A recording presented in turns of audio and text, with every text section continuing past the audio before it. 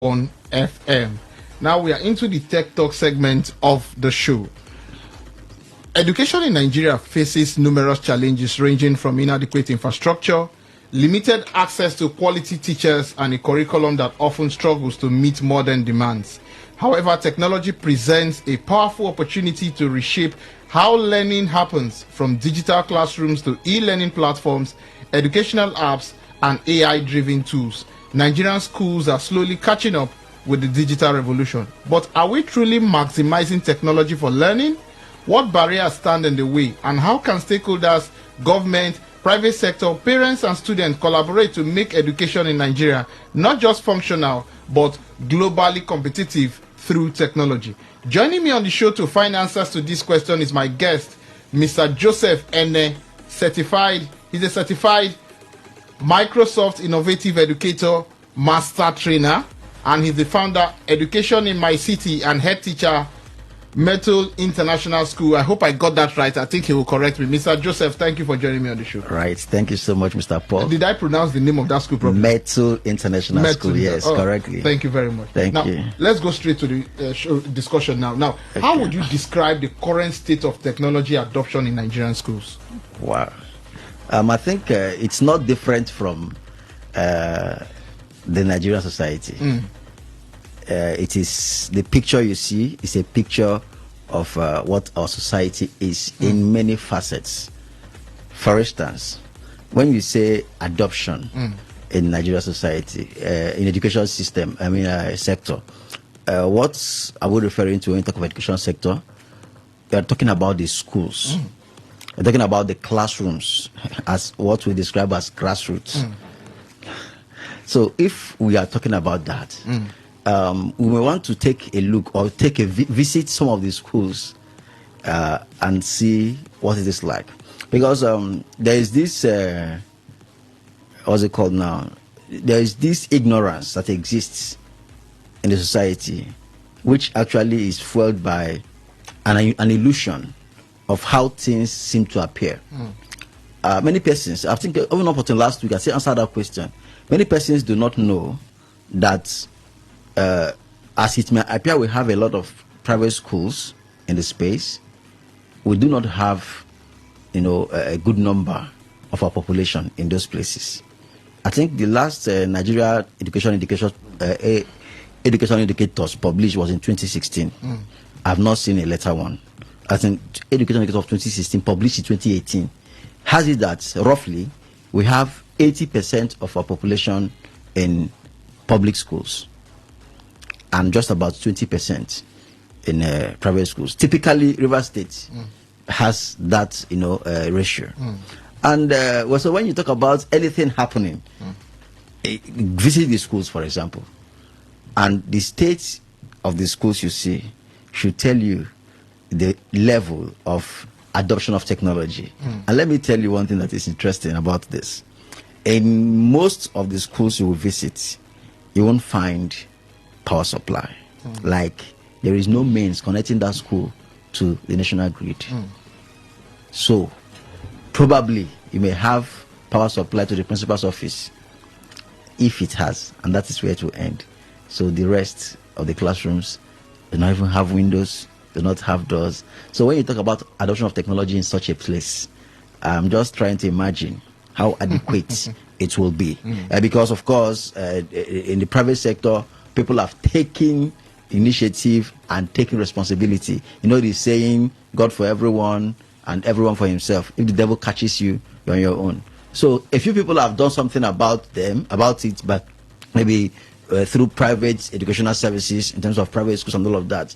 So that is, if we want to talk about adoption of technology, we will actually be referring to those.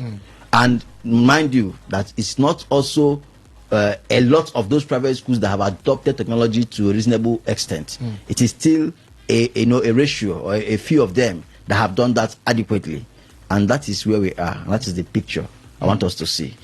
All right. Now, what do you think are the biggest barriers preventing schools in Nigeria from fully embracing tech-based learning? Number one is commitment by leadership. Okay. When I say leadership now, government through all the parastatals, the ministries, and all of that. Yeah, because I try to look at, okay, how can we adopt technology when the basic infrastructure on which this technology will, run on are not even in place? So how is it going to work? When I say how is it going to work, for example, when you come to a school where there is no power supply, and then when we talk about technology in that school, how is it going to be implemented? So these are the main issues. We have not really, set the platform or put the infrastructure in place to support, the adoption and implementation of tech, in learning systems, that is in our schools, especially. And whenever I say these things, I'm always referring to the public sector, because private sector, people can afford some things and then they pay for the services, and the one or the other is provided for them. Yeah. And some of those things do not even have any connection with the provisions of the Ministry of Education. Some of those things are what the schools have done for themselves through initiatives. But if you want to see the picture of what it is for the nation, you have to take a look at the the public schools. So that is where you will get the accurate picture of what it is for a nation, not what a few people have been able to do for themselves, because they can afford it and they can, pay for it. Yeah. Okay, now let's look at when it comes to learning, particularly in Nigeria here. Yes. Some people are saying we need to adopt more of the gadget side of it in terms of acquiring gadgets and all that. Now, I want to get your opinion, particularly on this area. Do you think access to devices like laptop and tablets should be prioritized over traditional infrastructure like classrooms? That's a dicey one, because it's important that the infrastructure, traditional classroom is important, and in fact it should be prioritized, yes.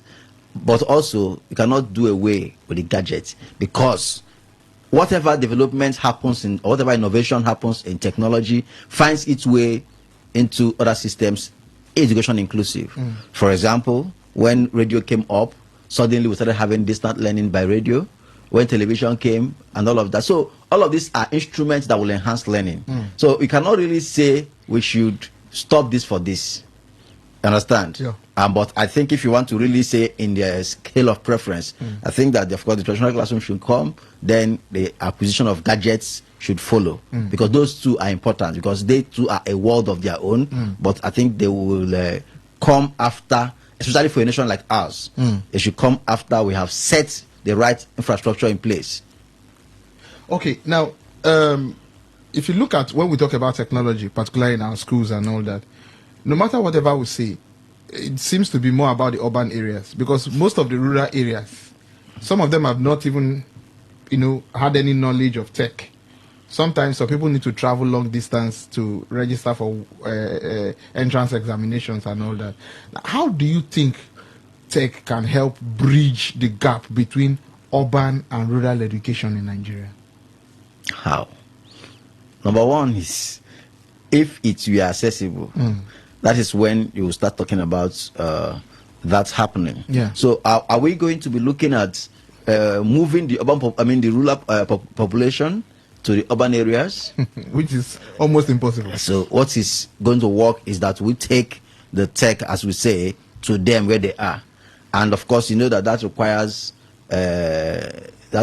a vision, a government leadership that has vision to be able to do that, have a plan and is committed to the plan, to be able to put the right infrastructure in place. Because it's not just about education. There are some places you get to, don't have network in your phone, meaning that those places lack the infrastructure to support anything tech-driven. And so if that is the case, it means that it's not just about an issue of education, it's actually about the kind of society we have. So meaning that there is a lot to be done, to enhance this. And what it means is that government will have to take the initiative to put the required infrastructure on ground on which some of these things are going to now, like for example, if there is power supply, if there is access to internet and all of that, then a lot of exposure can now follow that. But if those things are not in place, that it's actually very, very difficult, and even if not saying impossible, for that gap to be bridged, except the right things are taken to the rural areas for them to also enjoy access to what those in the urban side are enjoying. Okay, you've talked about power supply, you've talked about infrastructure. Yeah. What other roles do you think government can play in driving digital learning initiatives in schools? Of course, government can subsidize, I don't know if I mentioned it before, government can subsidize access to internet facilities. Because a lot of all of this happen with with the internet, and then government can also subsidize the availability of like you mentioned, the gadgets which help in learning some of these things. If they do, it will go a long way to make it easy for schools, even low-cost schools, to have access to this. Because there are some schools you will go to, you just know that forever you will never see or experience things like that because of the humongous costs of having them in place. But if government takes the initiative of putting them in place, maintaining them, and helping to, from time to time, ensure that those things are restocked and done properly, I think that will go a long way in helping to kind of improve tech-driven education services in the society. It's still today's tech show on your premium dial, Today 95.1 FM. We are live on Facebook at Today 95.1 FM. You could watch us live, drop your questions or your comments, and I would put them across to Mr. Joseph Eneh, and perhaps he may find answers to them. Now, Mr. Joseph, let's focus on the teachers a bit now. Okay. In your opinion, Mr. Joseph, do you think Nigerian teachers are equipped with the right digital skills to use technology effectively in classrooms? When you say Nigerian teachers, I will still want to also mention again that there is a divide that exists. When you say divide, what do you mean? Yes, I've been in the sector for a number of years. Yeah. There are those who are public school teachers, and there are those who are private school teachers. The mentality and the attitude is not the same.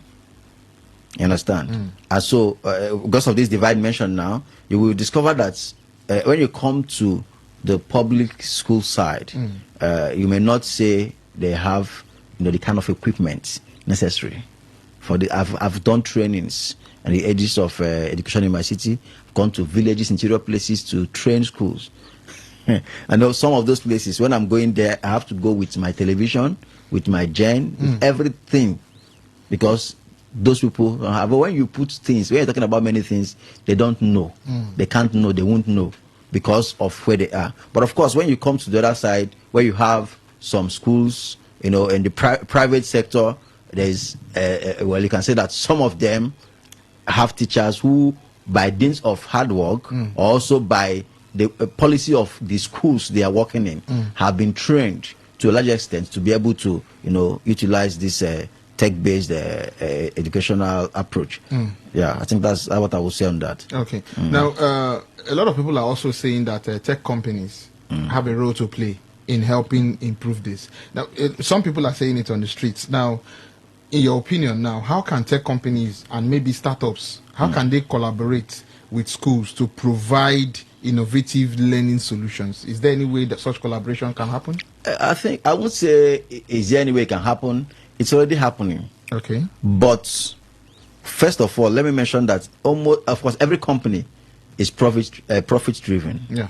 So before you venture into some aspects of bringing up a product, you want to check the market. You understand? And be sure that if after investing in this, I'm going to be able to recoup my money and make profits from it. And so with that now, companies are thinking of the kind of solution they are providing.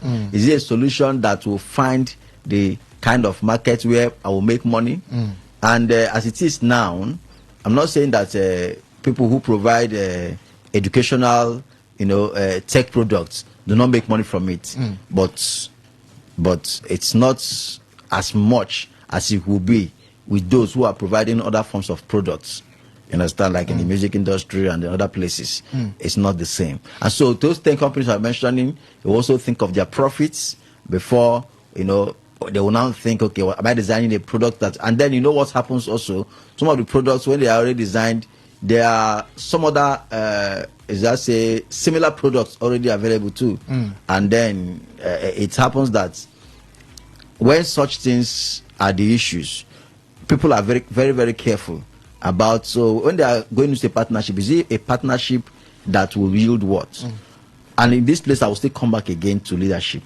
It is the leadership that will take initiative, to sponsor or to facilitate and to help subsidize. That is when all of these companies can, venture into these things, knowing that the risk is not on them, but the risk, at least the government has helped to an extent to take a good part of it. And with that, a lot of things can happen. So these companies are ready to do something if only they can find a leverage, understand, something that's going to. But if you are going to be doing it on your own, it's not going to be very easy. And that is why some of them would rather find something that will sell than something that more than what they are passionate about. So no matter how passionate they are about doing something in education. What's your opinion about e-learning platforms in terms of their effectiveness compared to physical classrooms? Very effective on their own, in their own way, yes. But of course, you cannot take away the personal touch that happens, in a physical classroom. You can't take it away. Yeah. But of course, we have been working very hard to try to see how we can replicate multimodal communication so that all media are adopted, both the auditory, the visual, and all of that, to make up for the feel and to kind of create that. And to a large extent, it creates more engagement. Illustration is kind of more vivid and all of that. But I still think that there is still a need for a physical class, especially for the level of learners. For example, when you talk about K-12 education, talking about the primary schools and secondary schools, it's discovered that the primary, they will benefit more from a physical classroom compared to those in the tertiary institutions. So you have to think of all of these factors, even though they will benefit from it to an extent, but they still need at that level more of the physical classrooms to be able to, satisfy the requirements of the curriculum. So at that level, you see that all of them are important at different points, but the physical classroom cannot be taken away, not at all. Instead, the e-learning platforms and activities are going to enhance what is taking place now. And then when education continues to move higher and higher, when people have acquired all of these skills and abilities, able to learn on their own, become independent learners, then it makes it easy for them to access learning through e-platforms, and there's no issue at all. Yeah. Now, you've talked about government subsidizing internet service. Yeah? Yes, you've talked about that earlier.